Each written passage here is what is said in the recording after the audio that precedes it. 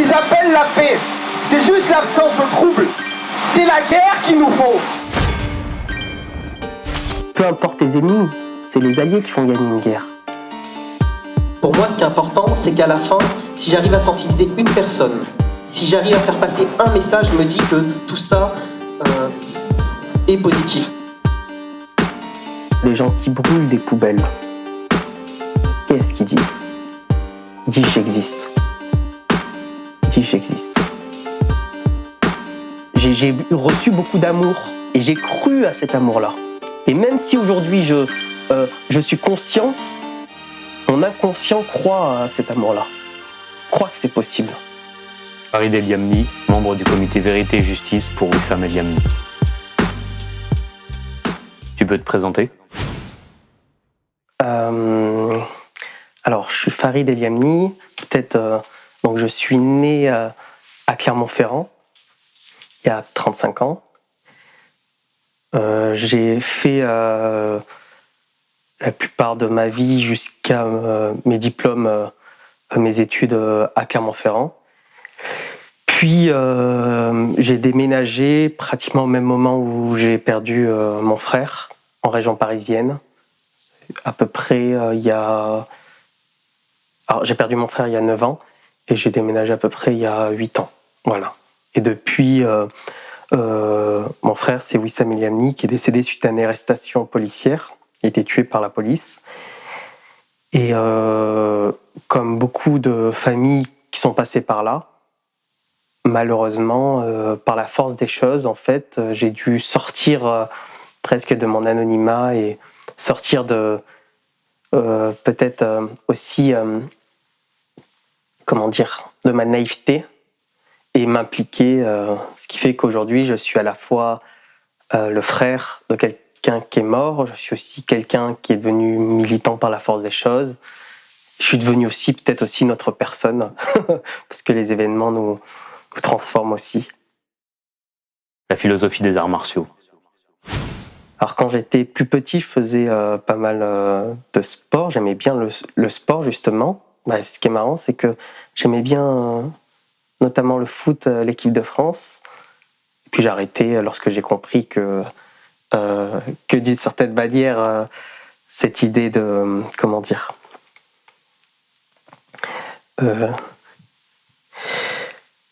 j'ai compris que la France, que le nous de la France, en fait, je faisais pas partie du nous de la France. Voilà.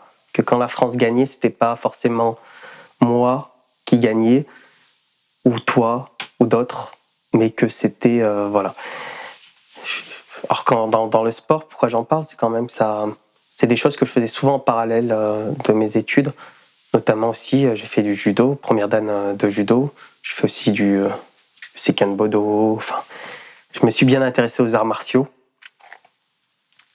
Je m'intéresse toujours d'ailleurs à cela. Je m'intéresse peut-être aujourd'hui un petit peu plus à la philosophie des arts martiaux. Récemment, j'ai vu par exemple un documentaire sur Bruce Lee. Alors, j'avais vu qu'il avait fait des cours, qu'il avait suivi de la philo et il disait des choses très intéressantes. Voilà. Aujourd'hui, j'essaie d'essayer de comprendre ce qui se passe. Et pour comprendre, c'est intéressant la philosophie, je pense, parce qu'on a des pensées différentes. C'est peut-être le domaine... la politique, on doit penser d'une manière ou d'une autre. La philosophie, on essaie de comprendre ce que l'autre pense, d'essayer d'avoir la logique, qui peuvent être différentes entre Kant, Hegel et tout ça. Et donc je m'intéresse aussi à ça en ce moment. Et aujourd'hui, là, je suis à... je peux le dire ou pas? Aujourd'hui, là, je suis à Toulouse, je suis en train d'échanger avec des comités impliqués sur la question des violences policières, mais aussi sur les questions des violences d'État, avec des morts aussi en prison, dans les mitards. Et on échange là-dessus sur nos différentes expériences. Et c'est vrai que moi, ça fait un petit bout de temps, même si j'ai l'impression que parfois que c'était hier, tellement c'est présent. Le temps, je ne vais pas faire de la philosophie, mais le temps le temps lui-même n'existe pas, c'est la durée qui existe. Et la durée, elle est là, elle est devant, quoi. Tu as grandi dans un quartier populaire? Alors, moi, j'ai grandi jusqu'à 10-11 ans. Puis après, j'ai déménagé dans une maison. Mon père a fait des économies, puis il avait 2 travails. En fait, il travaillait en tant qu'ouvrier, et après, en plus, il travaille même dans les marchés, il travaille encore. C'est-à-dire, enfin, je le précise dans le sens où mon père, en fait, il a une vie très dure, très très dure, où il me racontait que plus petit, il achetait des paquets de cigarettes qu'il vendait un par un pour avoir un petit peu de bénéfice pour pouvoir manger. Juste, il savait ce que c'était que nous, on s'en rend pas compte.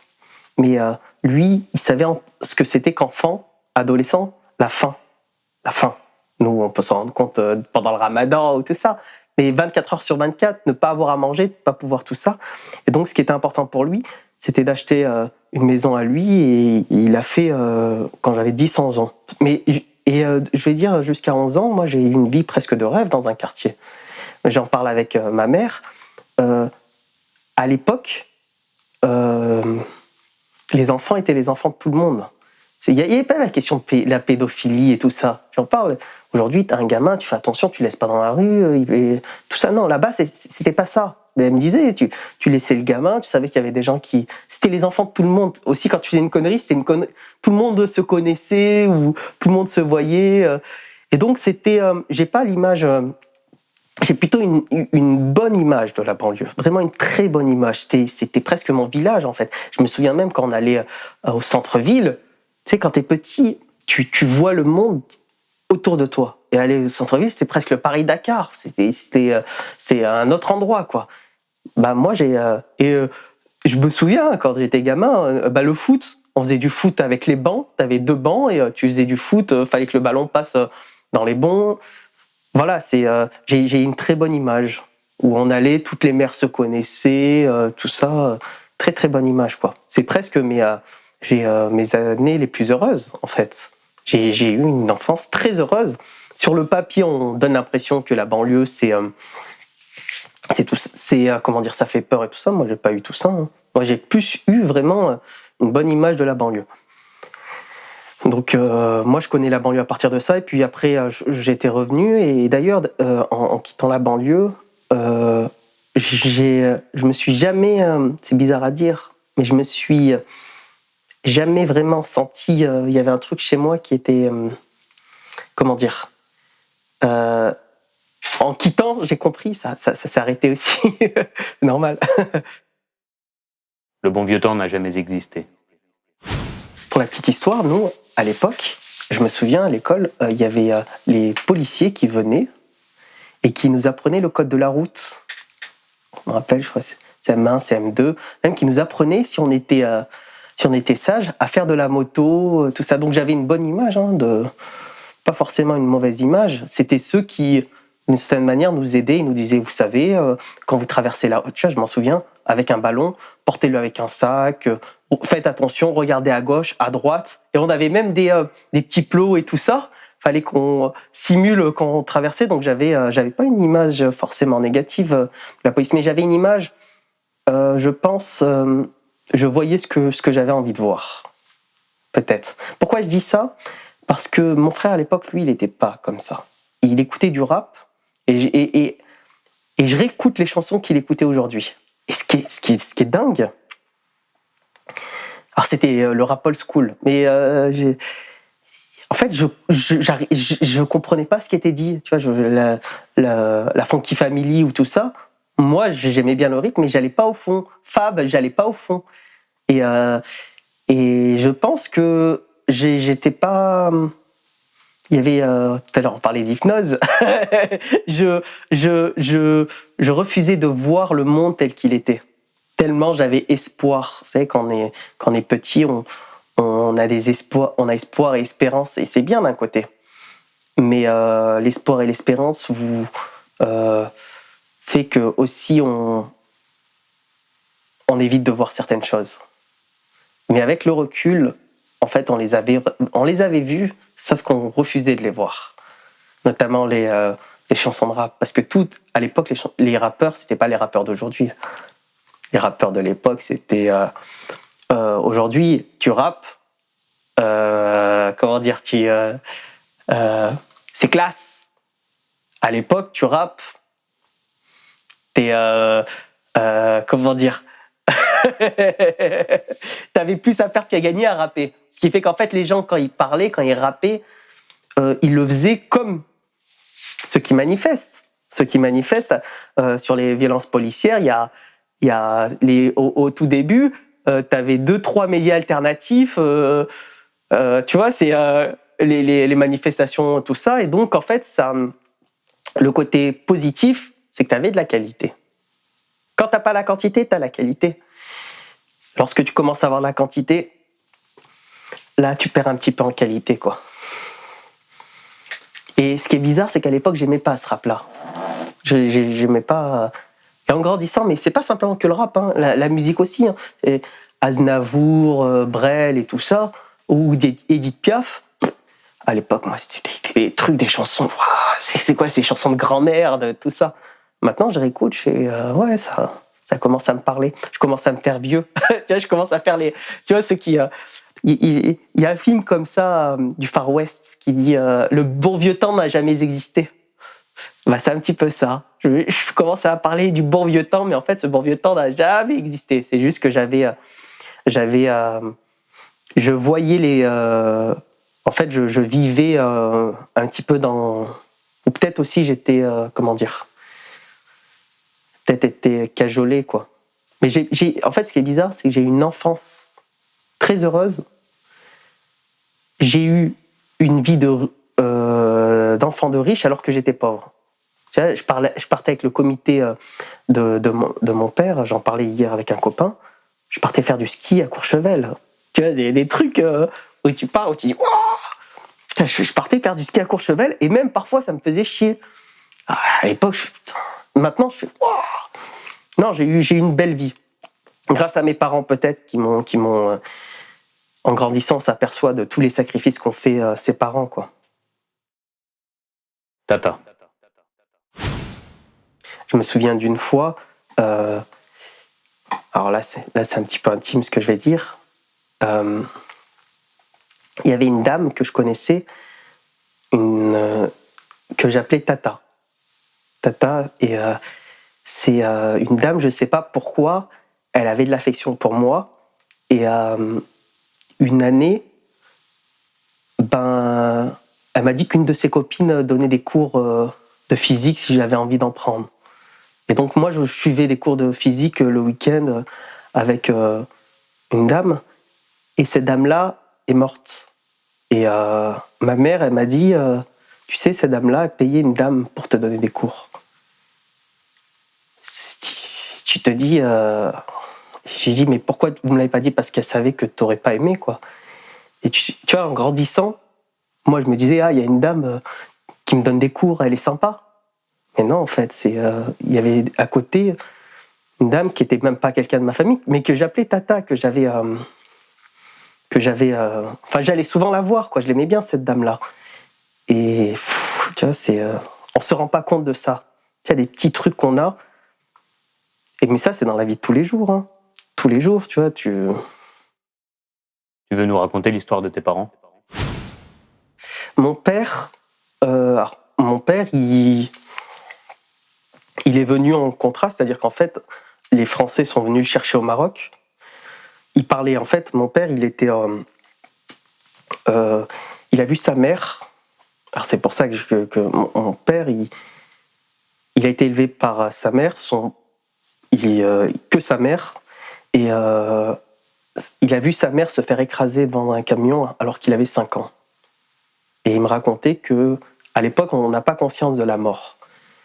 Et il a dû se démerder très rapidement tout seul. Alors, il avait des oncles et tout ça, mais ce qu'il me disait, c'est que, comment dire, il n'était jamais plus ou moins légitime, mon père. Et qu'il a vite compris qu'en fait, il devait se faire par lui-même. C'est pour ça que quand je parlais de cigarettes, il vendait un paquet de cigarettes.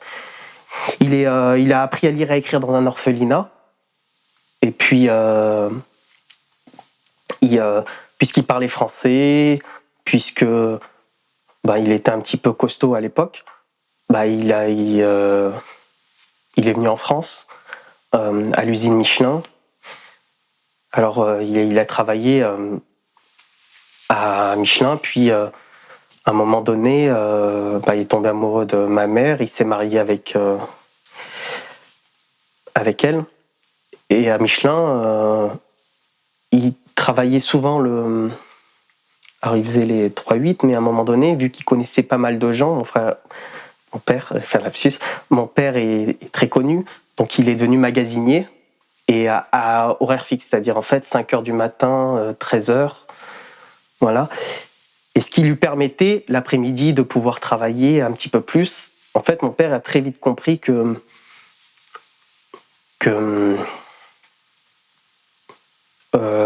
la vie donne pas, faut prendre. Enfin, je sais pas comment dire ça. C'est-à-dire que la vie te fait pas de cadeaux. Il faut faire des efforts. Voilà, il faut faire des efforts. Et donc mon père, même aujourd'hui, il passe son temps à travailler. J'en parle un petit peu avec ma mère, avec ma sœur. Il a toujours l'impression qu'il y a quelque chose qui risque de lui manquer. En fait, il veut jamais être dépendant de quelqu'un d'autre. Il veut jamais. Et il me disait souvent quand il était petit, il avait pas de quoi manger. Et souvent, quand je suis chez moi, ou quand je reviens chez mes parents, le frigo est toujours plein. Toujours plein. Et quand on connaît l'histoire de mon père, en fait, c'est sa grande satisfaction. En fait, son rêve, c'est ça, c'est d'avoir le frigo plein. En fait, c'est bête à dire, hein, mais d'avoir le frigo plein, nous on sait ce que c'est. On a toujours de quoi manger. Lui, c'est ça, sa véritable satisfaction, quoi. Et donc mon père, voilà, il a été ouvrier à Michelin, et puis après il faisait de la mécanique. Il fait toujours les marchés. Et ma mère, c'est quelqu'un qui... alors, ma mère, elle est analphabète, mais le soir, elle faisait les devoirs avec nous parce qu'elle voulait apprendre à lire et à écrire. Elle s'est mise à apprendre à écrire en France. À tel point qu'elle a eu un CAP. Et pour elle, le CAP, c'est presque un doctorat. Et pour quelqu'un qui ne sait pas lire et écrire, réussir à avoir un CAP, c'est un diplôme, pour elle, c'est un doctorat. Et donc, elle aurait rêvé, elle, de faire des études qu'elle n'a pas pu faire. Mais mon père et ma mère, c'est des héros, quoi. Dans le sens où, avec peu de choses, ils ont réussi à faire beaucoup de choses. Notamment, je pense qu'ils ont fait qu'ils le veuillent ou non, parce qu'ils aiment bien salir mon frère, mais ils ont quand même fait des enfants plutôt honnêtes, quoi. Quand je dis plutôt honnête, c'est qu'on a forcément du mauvais en nous. On a des actes, on n'est pas parfait, mais ouais, je pense qu'ils ont fait quelque chose de. À la fin, mes parents, ils sont très très croyants. Dans l'islam, c'est ce qu'on dit, à la fin, ce qui reste de toi, c'est tes enfants et tes actes. Et voilà, je pense qu'ils ont beaucoup misé sur nous, et c'est comme je dis, j'ai jamais manqué de rien. Jamais manqué de rien. Sincèrement, hein, je vois pas quand j'étais petit ou quand quelque chose que j'ai manqué. J'ai toujours eu tout ce que je voulais, en fait. Presque limite trop. Mais ça, c'est quelque chose qu'ils voulaient. Ils voulaient pas, en fait, eux ont manqué de tellement de choses qu'ils voulaient pas que nous on manque de quelque chose. Et c'est pour cela d'ailleurs que ma mère, elle lâche pas l'histoire de mon frère. Parce que, justement, ils ont voulu. Ma mère, elle a accepté, mes parents ont accepté parfois des humiliations pour que nous, on n'en vive pas. Ils ont beaucoup donné pour que nous, on puisse ne pas vivre ce qu'eux ont vécu. Et c'est ce que me dit ma mère. Elle m'a dit, tu sais, moi, ce qui me fait mal, c'est que vos vies, en fait, ça va être difficile pour vous. Et ça, c'est quelque chose qui la rend très triste. Que la vie de ses enfants ou de ses petits-enfants puisse être plus triste que la sienne. C'est quelque chose qui lui est insupportable. Parce que finalement, elle avait une vie par procuration. C'est-à-dire que nous, quand on faisait des études, c'est elle qui faisait des études. Quand nous, on réussissait quelque chose, c'est elle qui réussissait quelque chose. Et là, elle se rend compte que qu'en gros, que tous les sacrifices qu'elle a faits,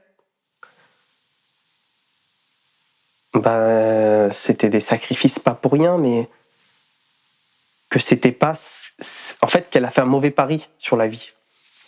Elle a fait un mauvais pari. Et le problème qu'elle a, c'est que toute sa vie maintenant est en France. Elle déteste ce pays maintenant. Alors qu'elle l'aimait tant. Elle l'aimait beaucoup. Avant, elle aimait beaucoup ce pays-là. Elle me disait parfois, elle me disait... parce que ce pays-là lui avait donné beaucoup de bonheur. Mais il lui a arraché ce qui comptait énormément pour elle, c'est-à-dire la dignité de vivre. Être digne de vivre. C'est quelque chose qui n'a pas de prix. Ça, on lui a arraché. Rien n'est écrit. C'est ça qui est fou dans l'histoire de mon frère, c'est que, vous savez, là, l'histoire de la drogue, ils ont fini par reconnaître, mais parce qu'ils en étaient obligés. Vous savez, c'est même que quand ils vous donnent quelque chose, ils vous le donnent parce qu'ils ont plus à perdre en ne vous le donnant pas qu'en vous le donnant. C'est ça qui est fou. C'est-à-dire qu'on est dans un truc où faut être toujours aux aguets. C'est dingue, hein, en fait, quand tu y réfléchis. Tu vois, tout à l'heure, quand je vous parlais de mon enfance, mes parents, ils nous laissaient devant les immeubles. Vous êtes tranquille. Là, on n'est pas tranquille, en fait. On n'est pas tranquille. On se dit, c'est qui va être futur ministre de l'Intérieur, qui va être futur président, quelles lois ils vont nous en faire. Il y a toute une génération de jeunes qui n'a jamais vu une loi qui lui était favorable. C'est fou quand même quand tu réfléchis. J'ai l'impression d'être un dinosaure. Ouais, j'ai l'impression parce que moi j'ai de l'espoir parce que ma jeunesse avait de l'espoir. C'est-à-dire qu'on ne peut pas m'enlever ma jeunesse. Elle est en moi. Cet espoir-là, il est en moi. Parce que comme je te disais, j'ai vu Tata ou des trucs comme ça. J'ai vu des gens, mais vraiment, j'ai reçu beaucoup d'amour. Et j'ai cru à cet amour-là. Et même si aujourd'hui, je suis conscient, mon inconscient croit à cet amour-là. Croit que c'est possible. Et il y en a certains, non. Il y en a certains, Et quand tu as plus d'espoir, quand tu as plus d'amour,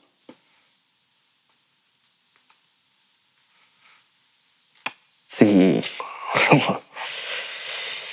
pour ça que les gens, ils ont parfois pitié de nous. Moi, j'ai plus pitié des nouvelles générations, des générations actuelles.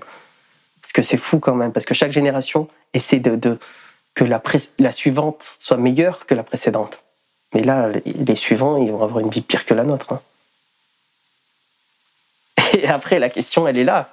Et les suivants, ils vont avoir une vie pire que la nôtre. Hein. Après, rien n'est écrit. Si les choses, si les choses ne sont pas déviées, c'est pour ça justement qu'il faut les dévier. La version policière. Je vais te raconter la version policière et ce que l'on sait de Wissam. Alors, la version policière, elle a beaucoup évolué. En fait, il y a eu des versions policières et puis des choses que l'on sait. Pour dire les choses simplement, les différentes versions policières visaient le même but, dire que la mort de Wissam est la conséquence que de lui-même, c'est-à-dire d'enlever la responsabilité des policiers. C'est la version officielle qui est devenue la version policière. Dans cette version-là, je parlais de ma mère, mais en fait, ce qui est fou, c'est que c'est une facette de mon frère qu'on ne connaît pas du tout. Mon frère qui est dans la version, alors je dis officielle ou policière, mon frère a appelé les policiers pour leur faire un guet-apens. Il leur a jeté une voiture. Il leur a jeté une pierre sur une voiture, puis s'est mis à courir. Il a été arrêté. À peu près une dizaine de voitures sont arrivées. Certains policiers disent qu'il était calme. Il a été embarqué. d'après la version policière, tout ça c'est la version policière, il était surexcité. C'est pour ça qu'un des policiers a décidé de lui mettre la tête entre les genoux. Arrivé au commissariat, les policiers ont cru l'excitation et s'est arrêté d'un coup d'après la version policière. Les policiers disent qu'ils faisaient semblant de dormir, qu'ils l'ont arraché du véhicule, que le pantalon s'est attaché à la portière du véhicule, ce qui expliquerait que le pantalon soit au niveau des chevilles, qu'il a été déposé dans le couloir du commissariat, là où il n'y avait pas de caméra, alors que la salle des geôles est vide, qui sont partis, qui sont revenus, et qui s'aperçoivent qu'ils venaient tout violer. Et ils ont appelé, dans ces cas-là, ils ont lui enlevé les menottes, ils ont appelé les pompiers, puis qui l'ont réanimé parce qu'il était, d'après la version policière, en arrêt cardiaque. Et son cœur repart, sauf que d'après la version policière, il est dans le coma. Et 9 jours et demi plus tard, vers le 9 janvier 2012, il décède. Son état s'aggrave et il décède. Ça, c'est la version policière. Donc, dans la version policière, les policiers n'ont à aucun moment donné tapé Wissam. Donc, dans la version policière, vous avez compris, les policiers, non seulement ne sont pas responsables de la mort de Wissam, mais ils lui ont même sauvé la vie. La contre-enquête. Vas-y, fais comme si rien n'était. Y a rien à faire, la galère, la misère. J'ai appris la nouvelle, moi j'étais le 1er janvier 2012 à Lyon, dans mon appartement à Lyon, où il y a mon beau-frère qui m'appelle pour me dire qu'en gros que Wissam est dans le coma. Donc je prends le premier train pour Clermont. À ce moment-là, il pleuvait. Puis je vais là où est mon frère, en fait, en soins intensifs, et je comprends très rapidement qu'il a été tabassé, quoi. Il a été tabassé. À ce moment-là, on va avec ma mère au commissariat, qui est pas très loin, pour savoir ce qu'il en est. On nous dit de revenir demain. Le lendemain matin, je vais au quartier pour savoir ce qu'il en est. On me dit que Wissam a été tabassé, où il est, par les policiers. En gros, ça a pas mal circulé, mais ils pensaient que voilà, qu'il était en garde à vue et qu'il allait. Là, je leur dis qu'il est dans le coma, ils sont choqués. Waouh! Donc ça commence à parler, tout le monde en parle. Nous, on part souvent à ce moment-là, mon frère, on est proche. Je sais pas comment t'expliquer ça. Là, on est. Quand il y a une personne qui va pas bien, on est proche de lui. Le reste, on y fait totalement, abstraction. Ou on veut faire abstraction. Ça devient trop pesant quand il y a une personne surtout qu'on nous dit que son état se dégrade. Et puis il meurt le 9 janvier 2012. Et à ce moment-là, ce qui nous semble évident, c'est que de la même manière que ça nous semble évident qu'on rend un corps à sa famille quand une personne meurt, ça nous semble évident qu'on donne la vérité à sa famille quand une personne meurt. Et ça devrait être évident. Ça devrait être une évidence. Quand une personne meurt, on devrait donner à sa famille la vérité sur ce qui s'est passé. Non, ça s'est pas passé comme ça. On nous a pas seulement pas donné la vérité, mais on nous a pris pour des cons. On nous a, avec la version que je vous ai donnée, s'apercevra qu'en réalité, que mon frère n'a pas appelé les policiers parce que ce n'était pas sa voix. Alors, il justifie en disant oui, mais c'était son portable. Non. Les policiers disent que c'est son portable. ceux qui mentent à différents endroits disent que c'est son portable. On s'apercevra que les témoins qui connaissent le nombre des voitures, les marques de voitures avant même qu'ils soient officielles,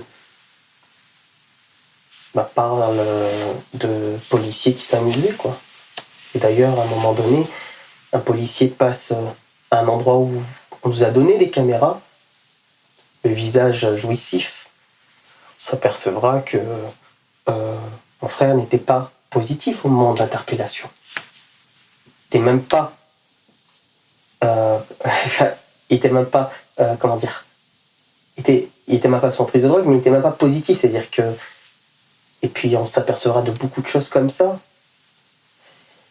C'est-à-dire que non seulement on n'a pas la vérité, mais on nous fabrique des mensonges pour, comment dire, non seulement rendre légitime une mort, mais faire en sorte, presque plus, qu'on a rendu service à la société. Et là, c'est un choc. D'ailleurs, je vous parlais de mon enfance, la manière dont on voyait le monde. Là, on fait face au principe de réalité. La réalité nous rattrape. Là, vous comprenez comment, en fait, les institutions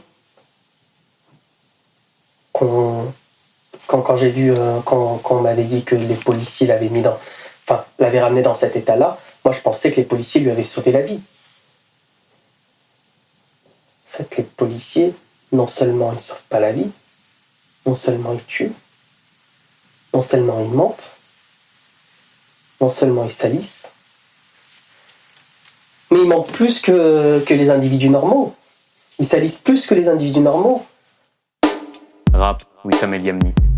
Tu me parles d'un cauchemar, tellement paraît que tu trouveras ça bizarre qu'un type comme moi, direct des balles, toute une histoire, une phrase clé permet d'ouvrir la porte pour passer, je veux pas me cacher, je veux faxer mon nom, l'embrouille, bien placé pour passer, qu'à laisser passer, permet de passer pour m'arracher, mon point de vue, mon obsession, loin d'être arrivé mais j'ai toujours une vie d'horizon, c'est vrai, j'en ai fait des kilomètres, mon histoire, si tu savais, sur nos ancêtres, je suis Arbi et personne pourra te changer, même si j'ai pas sorti une phrase clé, je suis entré, l'énergie de l'embrouille se base sur toutes ces volontés.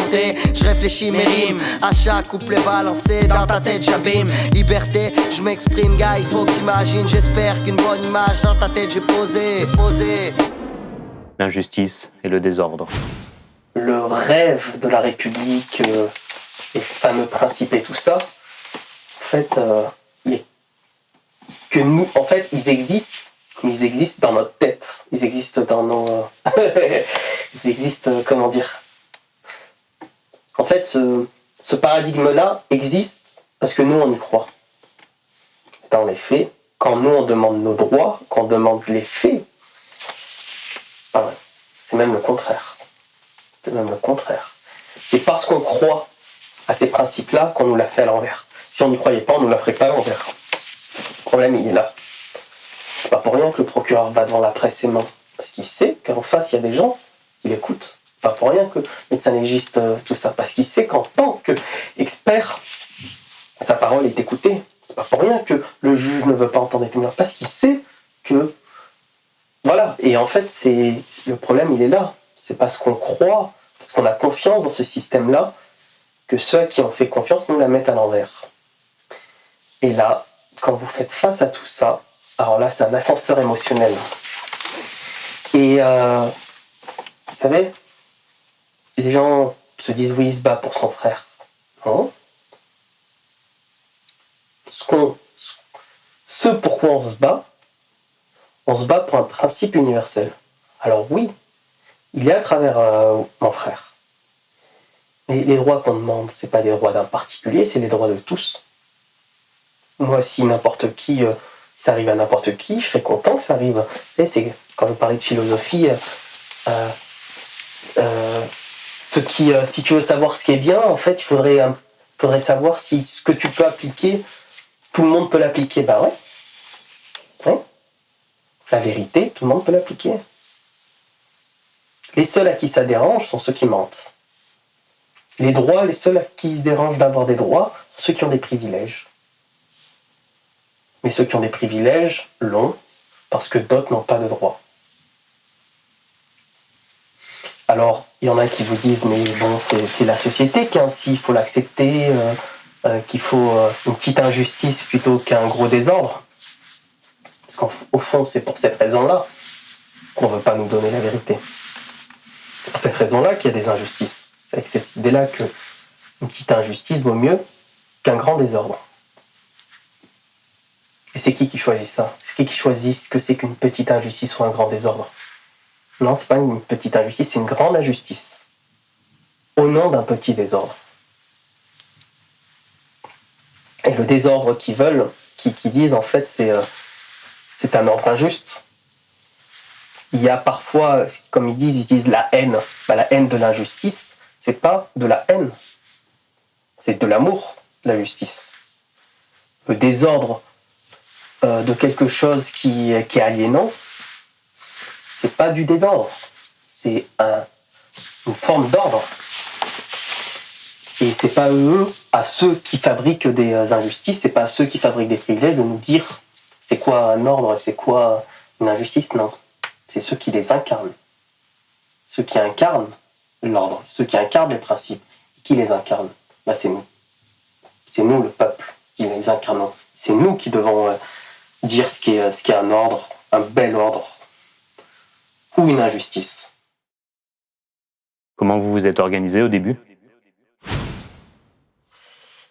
Comment ça s'est passé au début pour faire la contre-enquête et au début du comité?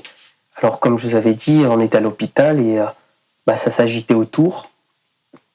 Donc nous, ce qu'on s'est dit, c'est, écoutez, ça s'agite, il y a des gens qu'on connaît, qu'on pensait connaître.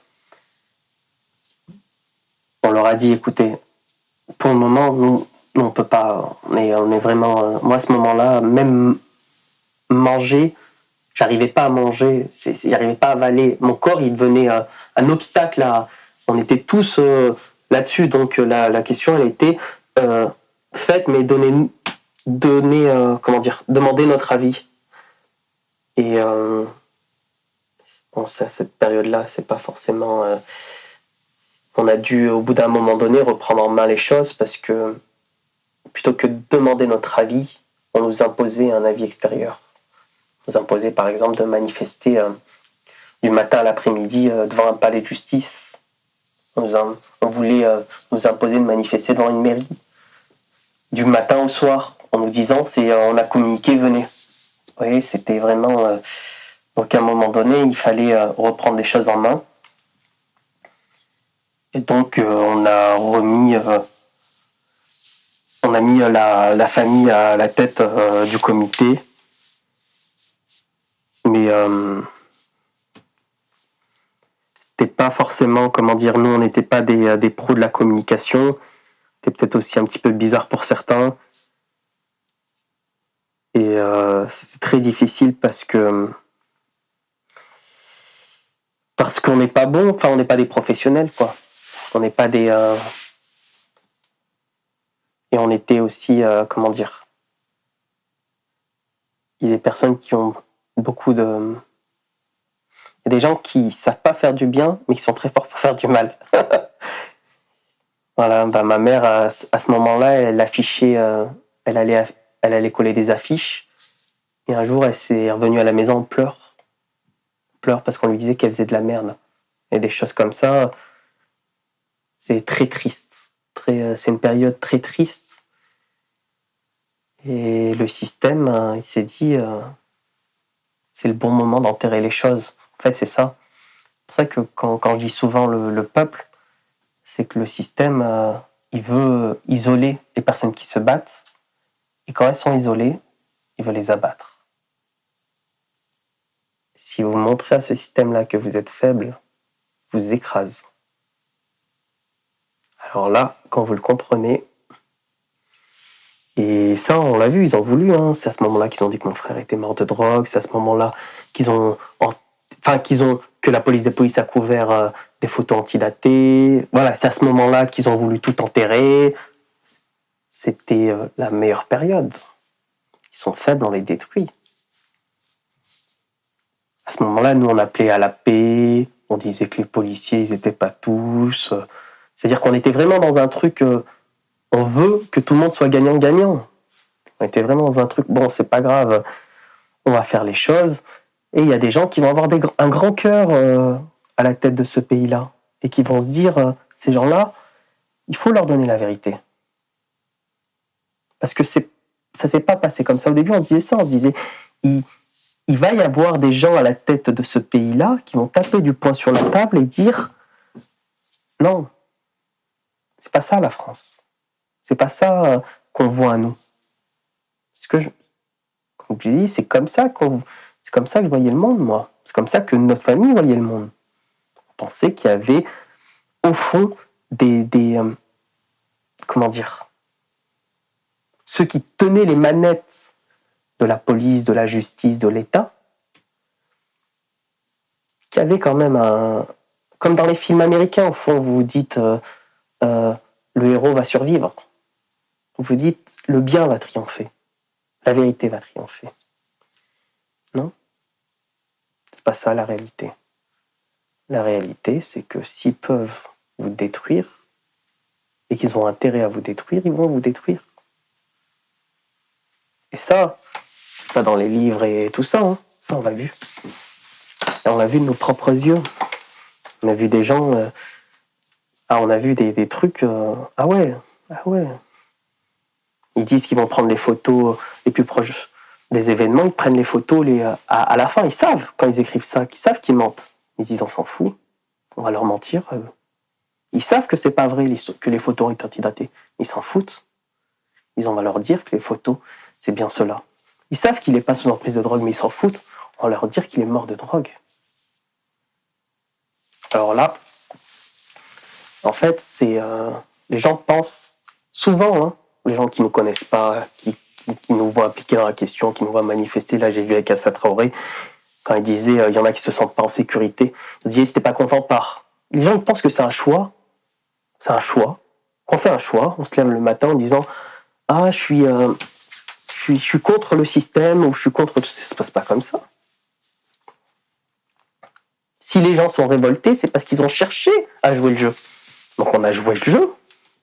Mais quand tu tends la main et que tu as une personne qui te crache dessus, tu tends moins la main.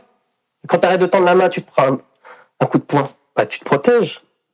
Et quand tu as quelqu'un qui veut retracer, tu t'apprêtes toi-même à avancer. Ça se passe comme ça en fait. On n'est pas dans l'action, on est en réaction. Eux ils disent qu'on est dans l'action. Non, c'est pas vrai. C'est pas vrai. L'individu dans un système n'est pas dans l'action, il est dans la réaction. Dans la réaction. Et la réaction qu'on a, c'est une urgence. C'est une urgence vitale. On ne peut pas ne pas faire ce qu'on fait. On ne peut pas. On ne peut pas. Au moins qu'on dise non. Non par nos voix, non par présence, non par nos actions. Il faut dire non. Moi, c'est ça qui me... Tout à l'heure, quand on parlait d'une certaine phrase, avant de tourner la page, il faut l'écrire. On ne peut pas tourner une page en disant il ne s'est rien passé. Non, il s'est passé quelque chose. Et ce qui s'est passé, on pouvait le corriger, mais ils n'ont pas voulu le corriger. Ils n'ont pas voulu le corriger. Ça leur coûte quoi de faire la vérité ? Rien. Rien. Au contraire, ça appuie les principes, en théorie. Mais en réalité, ça leur coûte quelque chose, parce que le système qui est réel, il est coûteux de faire la vérité, parce qu'il touche à des privilèges. On est en train de dire que les victimes, on est en train de dire que les bourreaux, d'habitude, peuvent être des victimes. Ça, c'est insupportable pour le système. Non. La place d'un arabe, c'est en prison ou d'être mort. La place de Balladur et tout ça, c'est pas d'être en prison. C'est pas ça. C'est leur fonctionnement. Ils pensent que c'est ça. Ils pensent qu'ils sont nés comme des dieux. Ben non, ils sont pas nés comme des dieux. Alors, c'était le 1er janvier 2012. J'ai beaucoup manifesté, j'ai beaucoup parlé. Pendant longtemps, j'ai cru qu'ils ne savaient pas. je racontais détail par détail tout ce qui se passait. Toutes les histoires que vous avez entendues là sont des histoires qu'on retrouve dans d'autres affaires. À chaque fois, on voit les mêmes choses. Tout le temps les mêmes choses. Et ça ne change pas. Ça ne change pas parce qu'ils veulent pas que ça change. Et ils veulent pas que ça change parce qu'ils ont intérêt à que ça ne change pas. Ils ont intérêt encore à ce que nos corps leur soient disponibles. On peut se passer d'eux. Ma mère, mon père, ils ont fait beaucoup plus de bien que ces gens-là. Ces gens-là, ma mère et mon père, ils apportaient au monde. Ces gens-là, ils détruisent le monde. Ils vivent de nous. Ils vivent parce que d'autres construisent. On peut se passer d'eux, hein. Ceux qui disent qu'on peut se passer de nous, moi je leur dis non. Est-ce que, vous savez, moi je suis en région parisienne. Une fois j'ai pris le premier train du matin. Le premier RER. Ah, ça m'a mis une claque. Moi j'invite les gens à le faire, cette expérience-là, ceux qui me regardent. Prenez le premier RER du matin. Prenez-le et regardez ceux qui font fonctionner le pays. Regardez-le en face. Regardez-le en face, ceux qui font fonctionner le pays. Ceux qui sont fatigués mais qui se lèvent le matin et qui vont bosser. C'est eux. C'est eux. Eux, s'ils sont pas là, bah toute la journée s'écroule. Toute votre journée à tout le monde s'écroule. Bah là, il faut accepter ces visages-là. Il faut se déconstruire, se dire c'est eux qui apportent. Elle est là, la vérité. Elle est dure parfois à voir. Mais tu sais, c'est comme Matrice. Est-ce que tu préfères la pilule et tout ça? Ouais, bah, tu peux avoir ta pilule, ton petit... tout ça. Tu peux. Mais c'est pas la réalité. Là, ce qu'on est en train de vivre, c'est Matrice. Vous avez le choix. Et après toutes ces années de lutte, où en est le mouvement? Oui, ben, ce qui est certain, c'est que ils avaient dit dans Twitter, je crois, où le mot violence policière fait partie des 3 plus gros. À un moment donné, ça arrive régulièrement.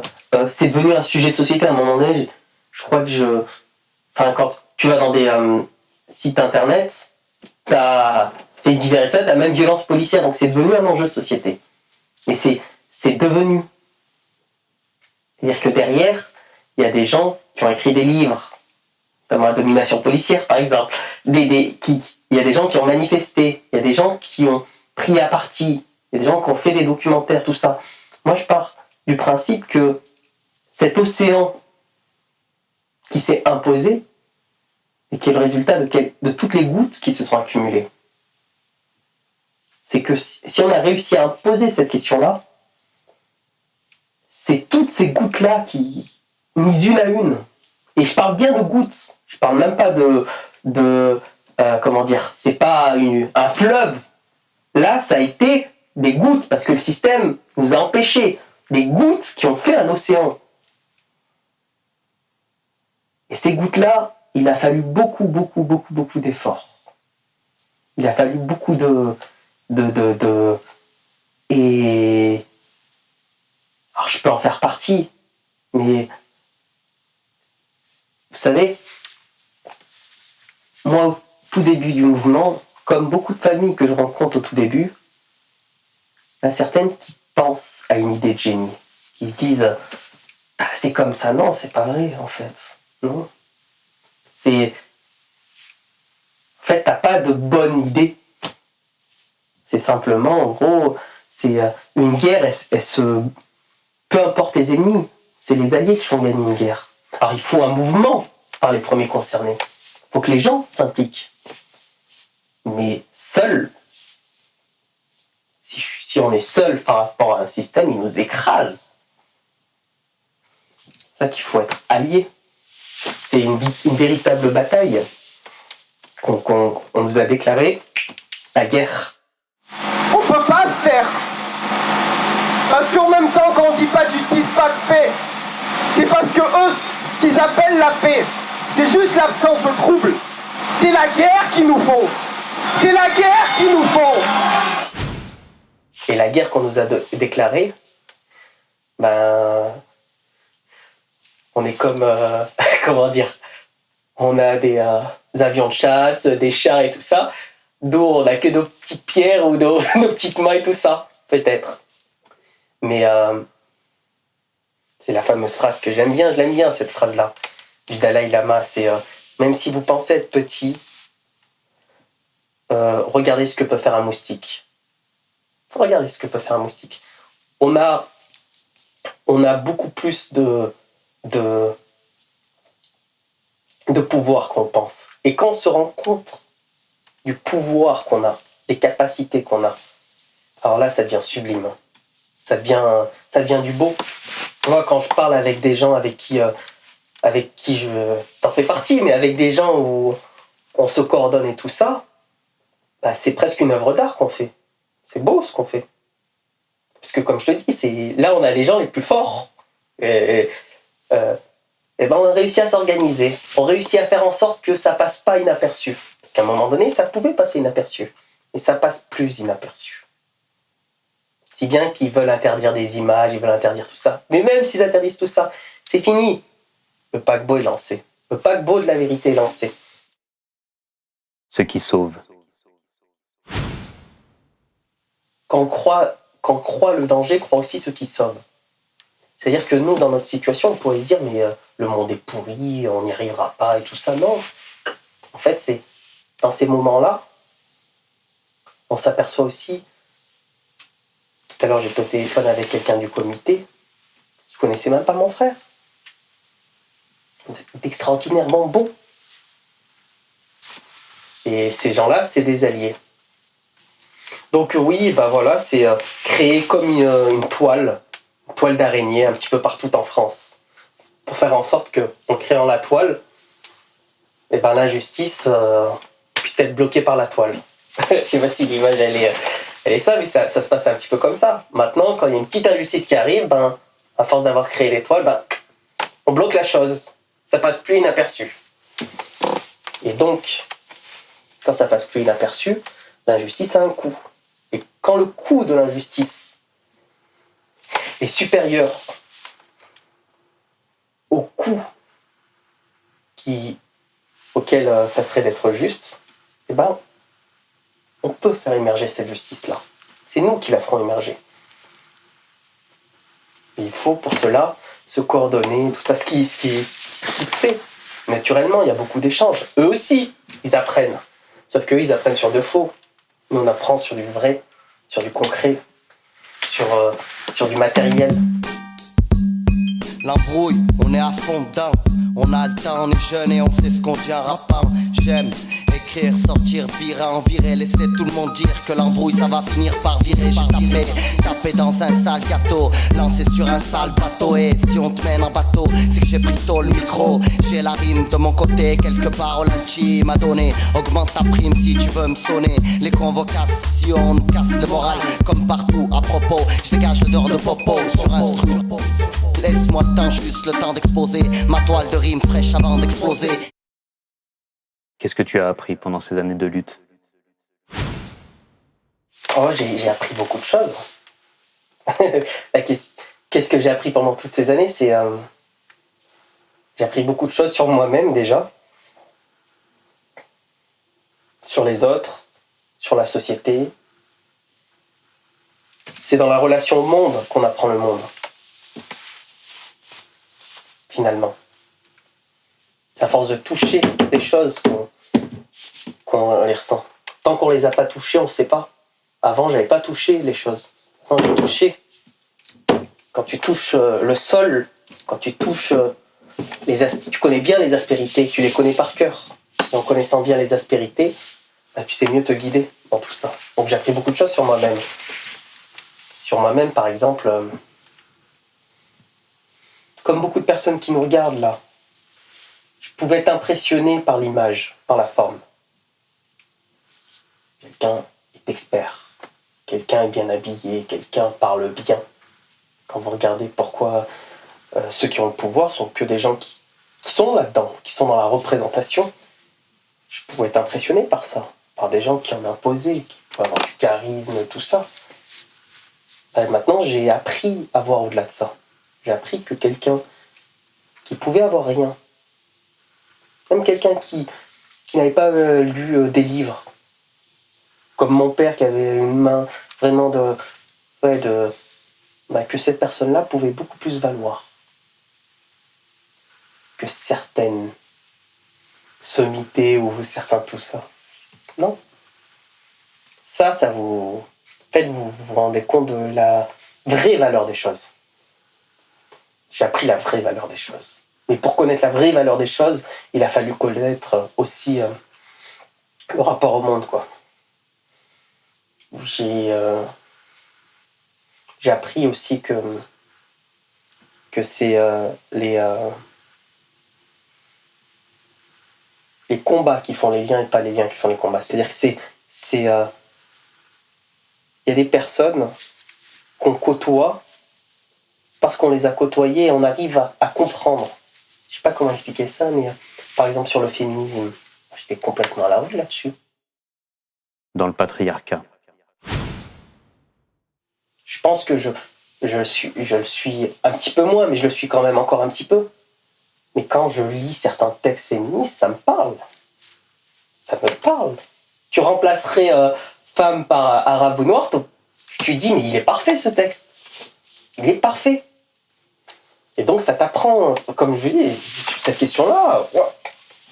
Tu vois, ça te... Par exemple, je parlais avec quelqu'un qui me parlait de patriarcat, qui me disait dans le patriarcat, le corps de la femme est disponible à l'homme. Et c'est quelque chose qui c'est le corps. Alors tu remplaces la femme par arabe ou noir et tout ça. Le corps du noir est transperçable par l'autre. Là, tu as l'histoire de mon frère. Son corps, n'est pas sacré. Effectivement, j'entendais qu'il y avait beaucoup de sœurs qui se battent. Mais dans le féminisme, dans le corps qui est disponible aux hommes, c'est un petit peu la même chose. Dans le corps de ceux qui sont pauvres, qui est disponible aux riches, c'est un petit peu la même chose. C'est-à-dire qu'en gros, on nous dit, on est un petit peu, effectivement, comme on nous disait, du bétail. Et ça, c'est pas normal. On peut pas l'accepter.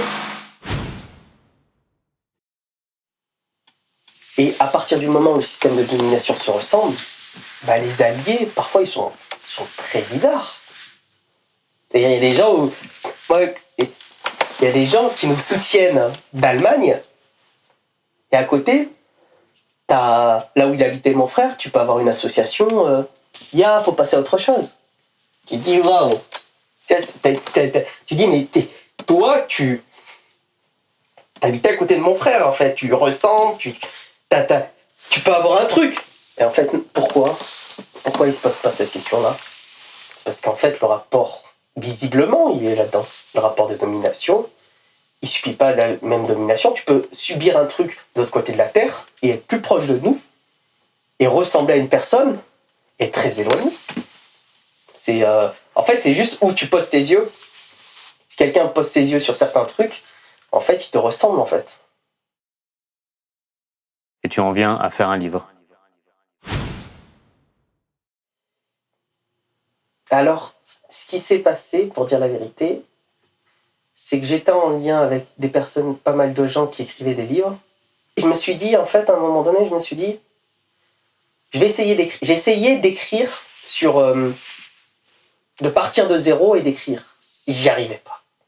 De la même manière que je vous parle, là, si je dois réfléchir à la manière dont je vais parler, je vais pas y arriver. Parce que c'est un truc, en fait, ça vient pas de là, en fait. Je sais pas comment, ça vient de là, quand je parle. Enfin, je parle pas de toute façon, là et là, c'est d'une certaine manière pareil. Là, je veux pas aller sur la philosophie corps-esprit, mais ça, en fait, ça sort.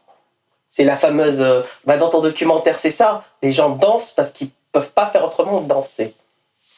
C'est pareil. Moi, quand je m'exprime, je ne peux pas faire autrement que de dire ce que je dis. Dans mon combat. C'est bizarre à expliquer. Je sais pas, c'est un truc assez bizarre. Mais les mots que je porte, ils me portent. C'est toute la différence avec les politiques qui choisissent leurs mots pour tout ça. C'est-à-dire qu'ils sont dans un truc. Moi, je choisis pas. En fait, c'est le truc là qui veut... Comme comme une bouteille de coca qu'on mélange et qui est prêt à exploser. J'ai le coca qui a envie d'exploser.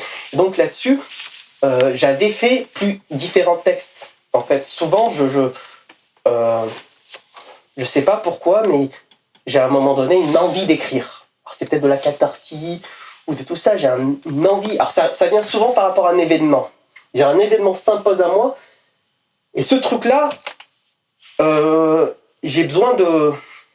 Et je me suis dit, ouais, faire un livre avec les différents textes à différents moments.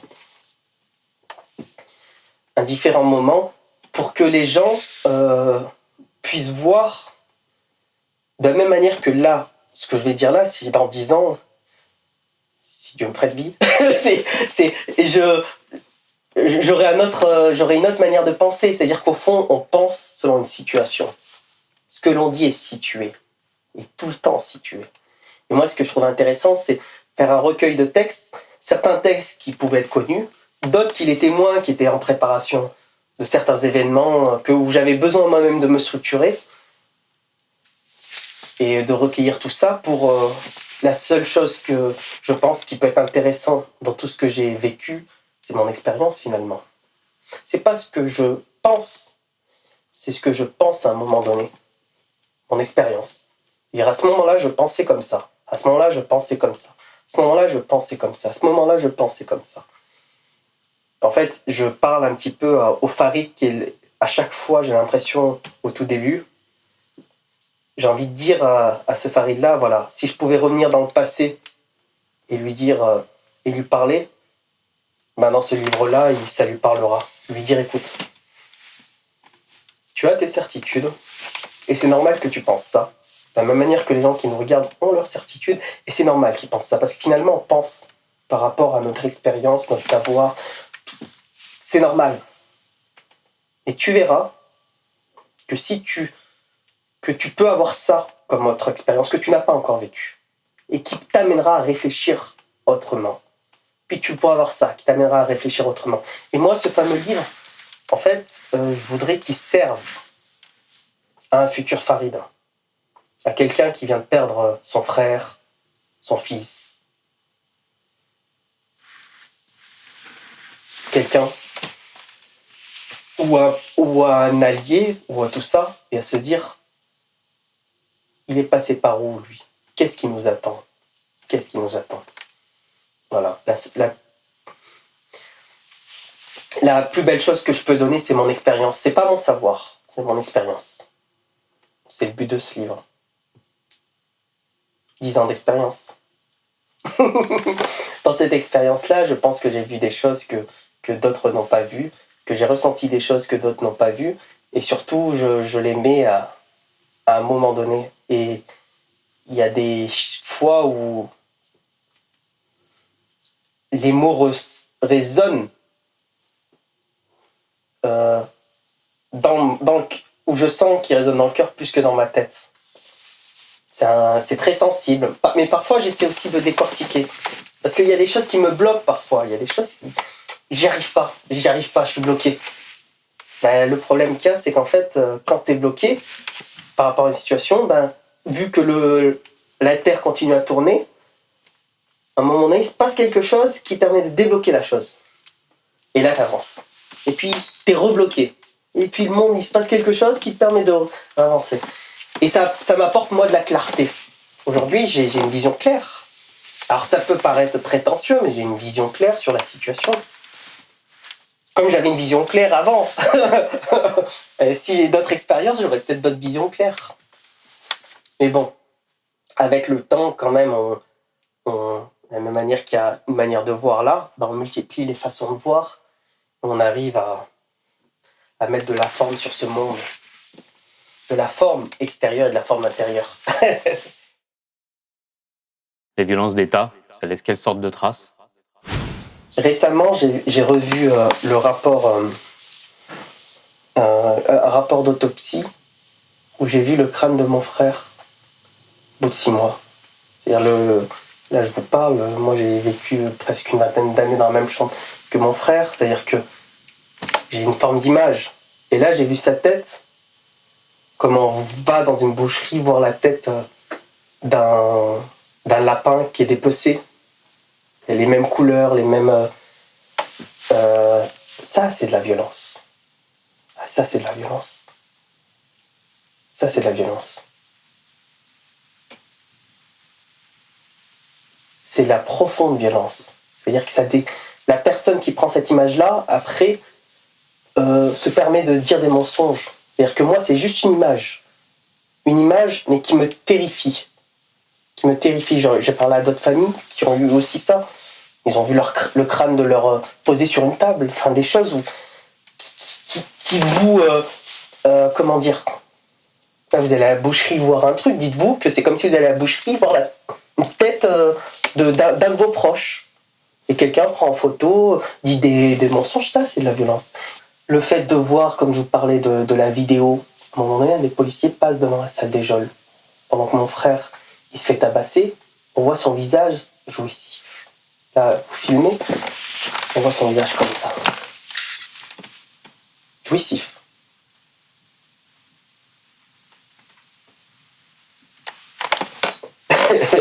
Ils sont en train de tabasser mon frère. Ça, c'est de la violence. C'est presque de la... C'est... maintenir un corps en putréfaction pendant 6 mois, c'est de la violence. Voir sa mère qui pleure parce qu'elle a perdu un fils, parce qu'elle est salie, c'est de la violence. C'est normal qu'une mère qui perd son fils manifeste. C'est quelle société, ça ? Une société où quelqu'un perd son fils qui manifeste. Et quand il manifeste, on ne l'écoute pas.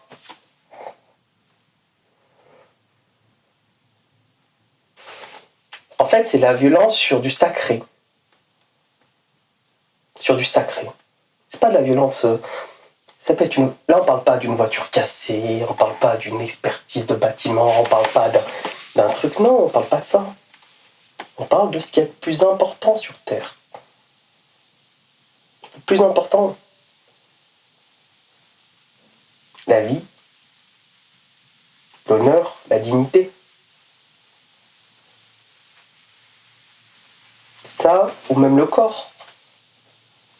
Le corps, c'est pas ton corps, mon corps, tout ça.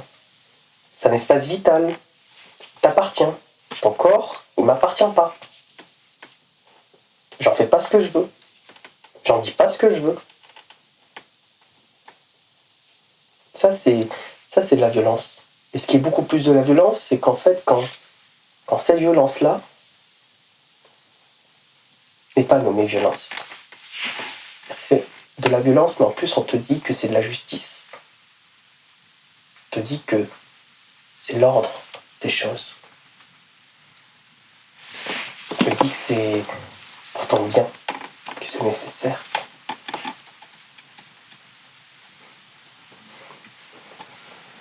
Ça, c'est de la violence. De la pure violence. Ton regard sur les révoltes a évolué au long de cette lutte ? Alors, mon regard sur les révoltes ont énormément évolué. Énormément évolué. Récemment, il y a eu un quartier à Clermont-Ferrand qui a pris feu. Il a pris feu, un journal local qui a criminalisé. Tout le monde est tombé sur le maire, tout le monde était tout ça. Ouais, la délinquance et tout ça. Les témoins, on les a jamais entendus dans la presse. Jamais entendus. Pourquoi ? Parce que les témoins disent que les policiers ont tabassé quelqu'un. Et que c'est pour ça que le quartier a pris feu à Clermont-Ferrand. Pourquoi il a pris feu ? Alors moi j'ai dit clairement, je fais une différence quand même quand je vous parlais de violence. Tout à l'heure on parle de violence. La violence matérielle, elle est légitime par rapport à la violence du sacré. Matérielle. Quand t'as des gens qui brûlent des poubelles, qu'est-ce qu'ils disent ? Dis j'existe. Dis j'existe. Et je ne sais pas comment me faire entendre. Et on leur dit non. Tu dois passer par la justice. qui est biaisé. Mais eux, ils le savent, ça doit être des gamins, ils savent que c'est biaisé. Ils ont autour d'eux des gens qui sont passés par là, ils savent. On leur dit, tu dois passer par un système, par une case, où tu seras perdant, où tu vas, t'essouffler, mais tu dois le faire. Eux, ils se disent, non, je peux la comprendre. C'est une manière de dire, j'existe. C'est même une manière de dire, c'est même un amour désespéré. C'est même un dire, je veux être aimé, mais je ne sais pas comment être entendue. C'est comme une personne qui crie. Elle crie parce qu'elle ne sait plus parler. C'est un cri de révolte. Et des révoltes matérielles, c'est presque, la moindre des choses, je pense. Parce que sinon, c'est soit ça, soit le néant. Soit ça, soit le néant. Tu as de l'espoir? Je te dis, j'ai malheureusement ou heureusement de l'espoir en moi depuis mon enfance. Je crois qu'à partir du moment où on a vécu une certaine enfance heureuse, on ne peut qu'avoir de l'espoir. Parce qu'en fait, elle est en nous. On s'est construit autour de ça. C'est comme, je sais pas comment dire ça, c'est comme un glaçon, il se construit autour de quelque chose. Ben, on se construit autour de son enfance. Et mon enfance, elle a beaucoup d'espoir, elle a beaucoup d'amour. Donc je l'ai en moi. Et je peux pas m'en enlever, elle est en moi. Elle est dans mes os, elle est dans plus profond de moi-même. Au fond de moi, je sais, d'un point de vue intime, qu'on peut faire autrement et que ce monde-là existe. Parce qu'il existe en moi. Et en fait, au fond, on peut... mais ça, c'est mon rapport personnel aux choses. Tu as un message à laisser?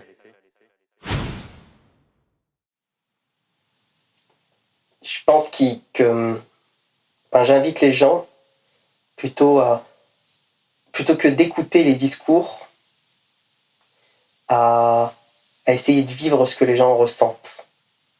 Voilà, c'est peut-être ça. Essayer de vivre ce que les gens ressentent et se mettre juste à leur place et de se dire que si des gens agissent d'une certaine manière,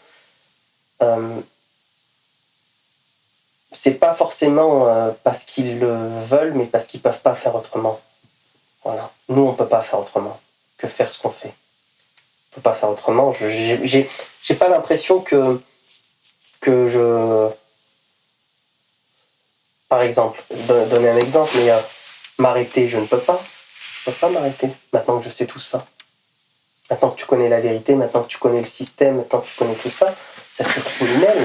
Et ça serait aussi... tu peux pas, en fait. Il y a quelque chose comme ça de « je dois ». Et je sais pas, en fait, je suis mal à l'aise avec le message parce que dans le sens où j'ai pas de leçon forcément à donner aux gens, mais en tout cas, je les remercie de m'avoir au moins écouté depuis le début. Et puis, je te remercie toi aussi de tout ce que tu fais. Et je remercie tous ceux qui si peut-être un message à ceux qui sont là, de près ou de loin, ceux qui se battent, ceux qui n'acceptent pas. Ouais, je voudrais remercier toutes ces personnes-là. Dire un merci, voilà. Un merci à toutes ces personnes-là. Quelqu'un qui était... Je venais d'apprendre ça. Alors je ne me rappelle plus comment il s'appelle, mais il a été éborgné dans une manifestation contre les violences policières. Et ben il est encore là. Même en étant éborgné, il est encore là. Qu'est-ce qu'ils vont nous faire? Qu'est-ce qu'ils vont nous faire? Ils veulent nous tuer? Ben qu'ils nous tuent. Mais on ne cessera pas faire. Et qu'ils sachent, comme un moustique peut faire chier quelqu'un qui dort, on sera ces moustiques-là. Ils vont nous écraser, mais il y aura d'autres moustiques. Jusqu'à ce qu'un jour, on aura la liberté. Paix, pas de justice, paix, pas de justice, paix, pas de justice, paix, pas de justice. Essayer de trouver la sortie, ce cours n'est pas sur but. En tout le refrain, comme à tout la parole et droit, chacun exprime ce son que des vers qui riment. Oula, quand je me mets à baisser, les fronts cafales, mettre des frisses et baisse d'un ton, et c'est normal si ça donne des frissons. Infiltration si les deux mains se mettent à vibrer, évite la rime qu'on donne, mets-nous un bon Marocco, l'embrouille Qui je deviens, malin portant une forme. Tiens, d'abord la haine massive. On représente. Cet entretien a été réalisé le 6 février 2021 à Toulouse, à l'atelier d'enquêtecritique.org.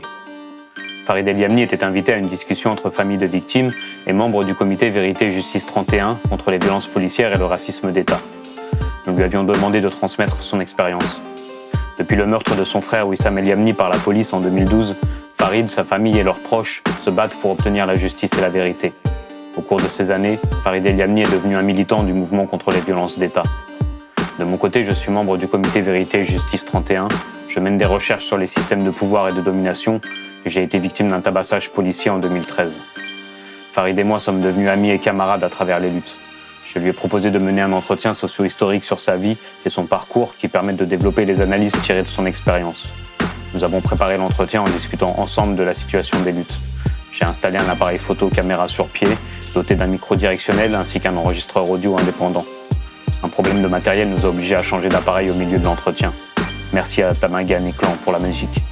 La discussion a duré près de 3 heures. J'ai monté l'entretien durant l'été 2021, tout en consultant Farid, qui m'a fait parvenir les photos, vidéos et audios de Wissam. Ce document a été conçu dans le cadre de la plateforme de recherche indépendante enquêtecritique.org. Il est gratuit et libre de droit.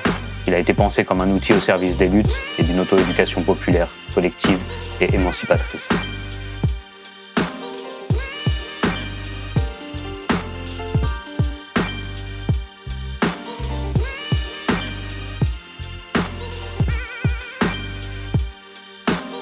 Enquêtecritique.org est une plateforme de recherche en sciences sociales 100% indépendante, gratuite et autogérée. Pour continuer, nous avons besoin de vous. Soutenez notre indépendance. Défendez notre autonomie.